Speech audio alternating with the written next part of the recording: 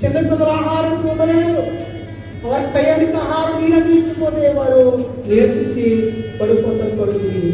అయినప్పటికీ కూడా తన కుమారుని పక్కన పెట్టింది.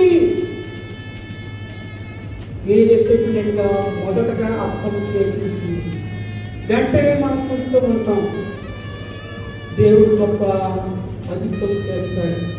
అక్కడ ఉన్నప్పటి నుంచి కూడా ఆ బిడ్డలు ఎవరికి కూడా కొదువు కాలేదు. ఎప్పుడు కూడా ఆహారం కోసము ఎదురు చూడలేదు. ఎందుకంటే తొట్టులున్న పిండి వృద్ధవుతూ ఉన్నది, బుడ్డిలో ఉన్న నూనె వృద్ధవుతూ ఉన్నది. అద్భుతం. ఒకప్పుడు సారథ్యంలో చావు కోరుకున్నది. ఎప్పుడైతే దేవుని యొక్క ఏలకు అప్పం చేసిందో, ఎప్పుడైతే తన కుమారుడికి అప్పం పెట్టకుండా ఏలకు మొదటిగా అప్పం చేసిందో